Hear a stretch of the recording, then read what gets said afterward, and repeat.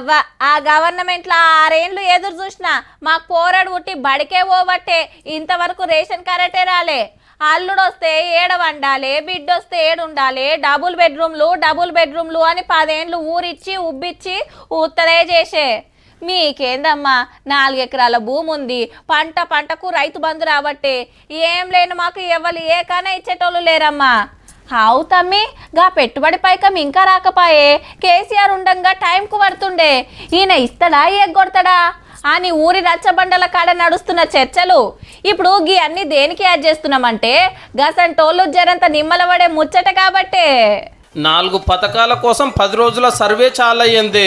26 జనవరి నాడు కొత్త స్కీములు అమల్లోకి వచ్చేది ఉంది. మళ్ళా ఇప్పుడు ఇదే ముఖ్యమైన కార్యం కాబట్టి మంత్రులు కూడా పాలమూల మీటింగ్ పెట్టిండ్రు. ఇవాళ పంట భూములకే రైతు భరోసా ఇస్తున్నారు కాబట్టి పనికిరాని భూములకు లెక్కలు తీసే పని అన్నట్టు.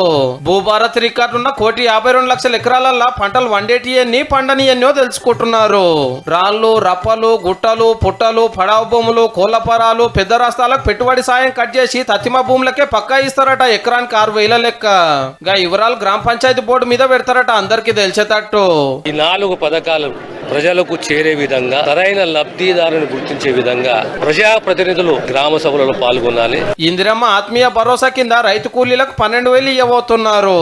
గింతగిన భూమి లేనోళ్ళకి గీ సాయము. ఉపాధి హామీ కార్డు ను ఆధార్ కార్డు తోటి లంక పెట్టి ఎవరికి ఇయ్యాలనో చూసి గాల పేర్లు పంచాయతీ బోర్డు మీదకి ఎక్కిస్తారు. అట్లనే కొత్త రేషన్ కార్డులు కులగణనిచ్చిన వివరాలతోటి దరఖాస్తు పెట్టిన వాళ్ళ లెక్కలు తీస్తున్నారు. భూమి ఏముంది, ఏడాదికి ఎంత ఆమ్దాని వస్తారు అనేది చూసి గరీబులకు కార్డులు ఇస్తారట. అట్లనే ఇందిరమ్మ ఇండ్ల సర్వే. ఓ మల్క ఇల్లు తిరిగి వివరాలు తీసుకున్నారు కదా, గల్ల పేదలు ఇల్లు కట్టుకుంటానికి 5 లక్షల సాయం చేస్తారు. ఎవరికి జాగుంది, సొంత ఇల్లు ఉన్నదా లేదా చూసి ఒకళ్ళ పడవ పడితే కులగొట్టి కట్టుకుంటామన్నా పైసలు ఇస్తారట పక్క. ఈ 10 రోజులల్లా సర్వేలు ఒడుస్తాయి, రిపోర్టులు వస్తాయి, లిస్టు ఫైనల్ అవుతుంది. జెండా వందనం పండుగ నాడు 4 పథకాలు చాలా అవుతాయి. అంత మంచిగానే ఉన్నది కానీ ఏదైనా చాలా మందికి అందేటట్టు చూడండి. చాలు రోజు ఏళ్ళ కాంచెల్లి ఏటింగ్ చేస్తున్నారు.